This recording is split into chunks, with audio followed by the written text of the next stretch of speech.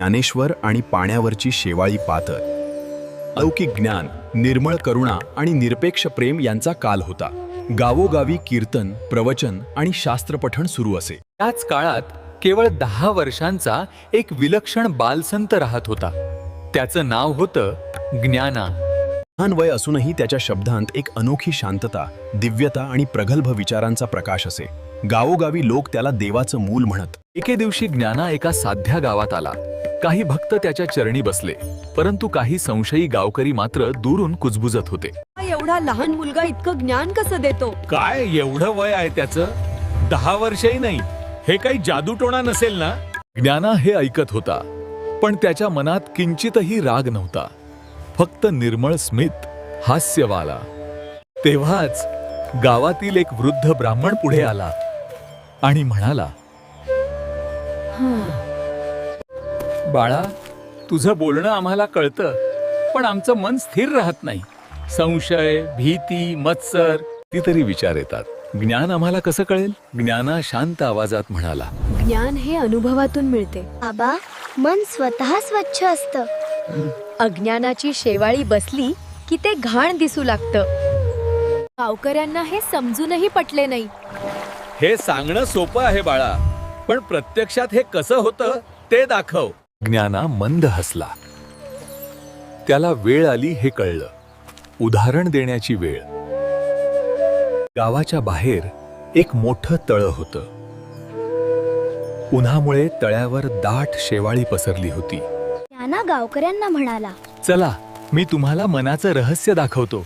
सर्वजण तळ्याकाठी या. सर्वजण तळ्याकाठी आले. तुम्हाला वाटतं की हे पाणी घाण आहे, पण घाण पाण्यात नाही, ती या शेवाळीत आहे. गावकरी आश्चर्याने बघू लागले. म्हणजे? त्यांनी विचारलं.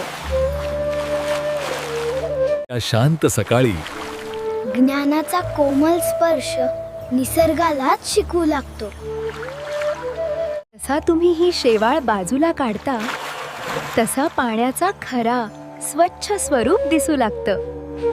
मनावरही शंका, मत्सर, निंदा, भीती यांची शेवाळी बसते. ती काढली की देवज्ञान स्पष्ट होतं. ज्ञानाने तलावावरील शैवाळ एका लांब काठीने हळुवारपणे बाजूला सारण्यास सुरुवात केली.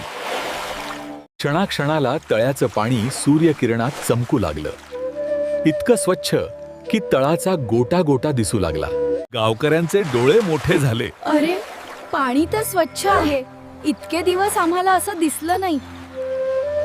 तुमच्या मनाचंही तेच आहे.